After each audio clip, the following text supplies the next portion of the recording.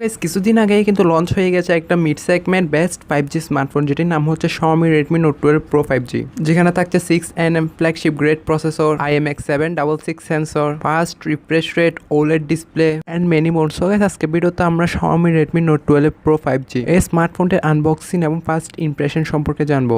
So hello guys, কেমন আছো সবাই? আশা করি যে যেখানে আছেন অনেক ভালো আছেন। Welcome to online take pro Bangla. So guys ভিডিওটি শুরু করার আগে যে কথাটি না বললেই নয়, আপনি যদি অনলাইন টেক প্রো বাংলা এই চ্যানেলে এখনো নতুন হয়ে থাকেন তাহলে প্লিজ সাবস্ক্রাইব করে হয়ে যাবেন এই চ্যানেলের ফ্যামিলি মেম্বার এবং পাশে থাকা বেল আইকনটি অল করে দেবেন। সো গাইস আজও ইন্ট্রো বাদ দিয়ে মূল ভিডিওতে ঝাঁপিয়ে পড়া যাক। সো গাইস প্রথমে আমরা আনবক্সিং নিয়ে কথা বলবো। সো গাইস দেখতেই পাচ্ছেন সম্পূর্ণ হোয়াইট কালারের একটি বক্স এবং বক্সের উপরে থাকছে ফোনের ব্র্যান্ডিং। বক্সটির লিডটি ওপেন করার সাথে সাথে আমরা প্রথমে একটি ছোট কার্ডবোর্ড বক্স পেয়ে যাব।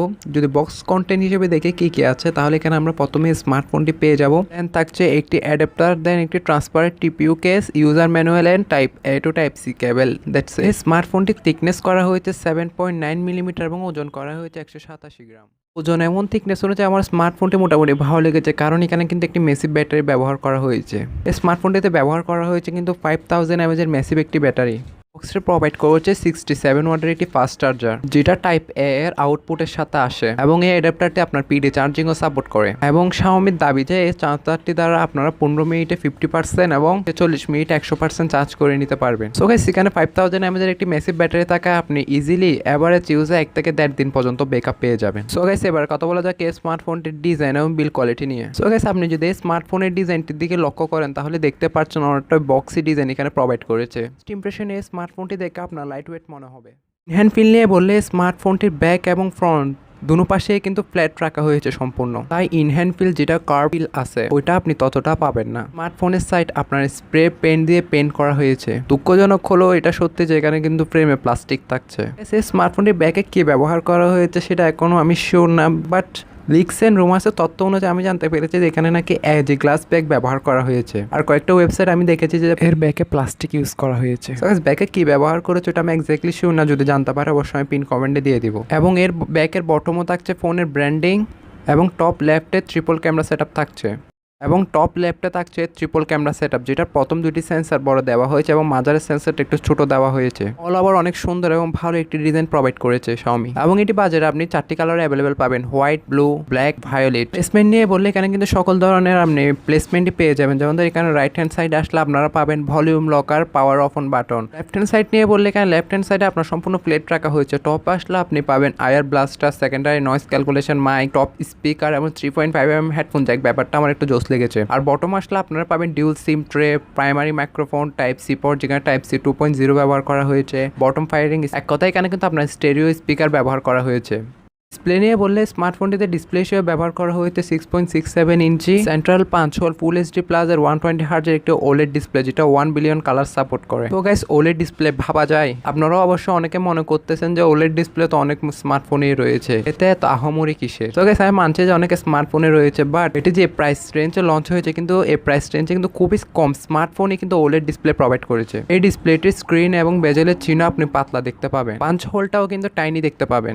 ডিসপ্লেতে রয়েছে 395 পিপিআই ডেন্সিটি এবং 20.9 এক্সপেক্ট রেশিও এবং এটির স্ক্রিন টু বডি রেশিও হচ্ছে আপনার 86.8%। এছাড়া রয়েছে কিন্তু 240 হার্জের টাচ স্যাম্পলিং রেট। ডিসপ্লেতে আপনি পেয়ে যাবেন 900 নিটসের বিগ ব্রাইটনেস এবং ডিসপ্লেতে HDR10+ এবং ডলবি ভিশনেরও সাপোর্ট থাকছে। ওভারঅল খুব ভালো একটি ডিসপ্লে প্রোভাইড করেছে।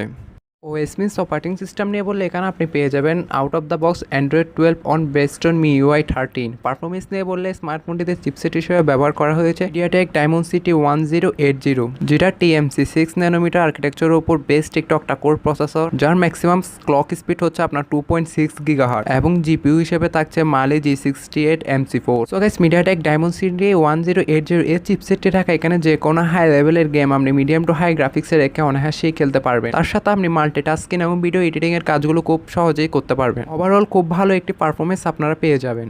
ক্যামেরা নিয়ে বললে স্মার্টফোনের ব্যাকে আসলে আপনারা ট্রিপল ক্যামেরা সেটআপ পাবেন, যার প্রাইমারিতে থাকছে 50 মেগাপিক্সেলের একটি ওয়াইড সেন্সর, যার অ্যাপারচার 1.9 এবং এবং এটি একটি সোনি IMX766 সেন্সর। এটা একটা অনেক বড় আপনার অ্যাডভান্টেজও বলতে পারেন আপনি, কারণ এই প্রাইস রেঞ্জে কিন্তু এখন অন্য কোনো স্মার্টফোন এই সেন্সরটি প্রোভাইড করতে পারেনি। এই সেন্সরের সাইজটিও আপনি বড় দেখতে পারবেন, যেটা সাইজ অলমোস্ট 1/1.56 ইঞ্চি, যেটার কারণে আপনি লো লাইটে অনেক ভালো ভালো ছবিগুলো ক্যাপচার করতে পারবেন। আমরা তারও থাকছে OIS মিন অপটিক্যাল ইমেজ স্টেবিলাইজেশন, যেটার কাজ হচ্ছে অনেক সময় আমরা ভিডিও করার সময় আমাদের হাত নড়ে, এই কারণে ভিডিও তো শেখে ইফেক্টটা চলে আসে। আর OIS এটা যদি চালু করে আপনারা ভিডিও করেন, তাহলে আপনার হাত যদি একটু নড়েও, তাহলে ভিডিও তো শেখে ইফেক্টটা আর আসবে না। সেকেন্ডারিতে আসলে আপনারা পাবেন 8 মেগাপিক্সেলের একটি আলট্রা ওয়াইড সেন্সর, যার অ্যাপারচার 1.9 এবং এটি দ্বারা আপনি 119 ডিগ্রি পর্যন্ত ফিল্ড ভিউ কভার করতে পারবেন। এবং থার্ড আসলে 2 মেগাপিক্সেলের একটি ম্যাক্রো পাবেন, যার অ্যাপারচার 2.4। ব্যাক ক্যামেরা দ্বারা আপনি সর্বোচ্চ 4K-তে 30 FPS এর ভিডিওগুলো শুট করতে পারবেন। 1080p-তে আপনি 120 FPS এর ভিডিওগুলো শুট করতে পারবেন। ক্যামেরা ফিচার নিয়ে বললে এখানে থাকে ISOCELL plus, dual LED flash, exposure compensation, ISO control etcetera many more. কেন কিন্তু ফিচার অনেকগুলোই থাকছে, আমি অবশ্যই স্ক্রিনে দিয়ে দিচ্ছি, আপনারা দেখে নিতে পারেন। ব্যাক ক্যামেরা দ্বারা আপনি অল অফ অ্যাভারেজ ছবিগুলো ক্যাপচার করতে পারবেন। আর স্মার্টফোনটির ফ্রন্ট আসলে আপনি 16 মেগাপিক্সেলের একটি সেন্ট্রাল পাঞ্চল সেলফি ক্যামেরা পাবেন, যেটি দ্বারা আপনি 1080p-তে 60 FPS এর ভিডিওগুলো শুট করতে পারবেন। ফিউচার নিয়ে বললে এখানেও থাকছে HDR প্যানোরামা এক্সেট্রা এবং সেলফি ক্যামেরা দিয়ে মোটামুটি ভালো লেভেলের সেলফিগুলো আপনি ক্যাপচার করতে পারবেন। কিউটি নিয়ে বললে এখানে থাকছে কিন্তু সাইড মাউন্টেড ফিঙ্গারপ্রিন্ট সেন্সর, যেটা মোটামুটি ফাস্ট এবং অ্যাকুরেট বলেই জানা গিয়েছে। আর কানেক্টিভিটি নিয়ে বললে এখানে থাকছে 5G, Wi-Fi 6, Bluetooth 5.2, NFC etcetera. Sensor নিয়ে বললে এখানে কিন্তু এসেনশিয়াল সব সেন্সরই থাকছে, যেমন প্রক্সিমিটারি, এক্সক্লোমিটারি, gyro, compass, light sensor etcetera. RAM variant নিয়ে বললে এটা আপনি বাজারে 4টি র্যাম ভ্যারিয়েন্টে অ্যাভেলেবেল পাবেন। 6GB RAM, 128GB internal storage, 8GB RAM, 128GB internal storage, 8GB RAM, 256GB internal storage এবং শেষেরটি হচ্ছে 12GB RAM, 256GB internal storage. এবং এখানে স্টোরেজ টাইপ হিসেবে ব্যবহার করা হয়েছে UFS 2.2 এবং র্যাম টাইপ হিসেবে ব্যবহার করা হয়েছে LPDDR4X, যার মাধ্যমে মোটামুটি ভালো লেভেলের রিড এবং রাইটের স্পিডটাও পেয়ে যাবেন আপনারা। সো গাইস, এবারে কথা বলা যাক এই স্মার্টফোনটির প্রাইস এবং লঞ্চিং ডেট সম্পর্কে। সো গাইস, এই স্মার্টফোনটির প্রাইসিং এবং লঞ্চিং ডেটটি বলার আগে যে কথাটি না বললেই নয়, আপনার যদি ভিডিওটি ভালো লেগে থাকে তাহলে অবশ্যই একটি লাইক দেবেন, তার থেকে যদি বেশি ভালো লেগে থাকে তাহলে অবশ্যই শেয়ার করবেন। আর চ্যানেলে নতুন হলে অবশ্যই সাবস্ক্রাইব করবেন এবং পাশে থাকা বেল আইকনটি অল করে দিবেন।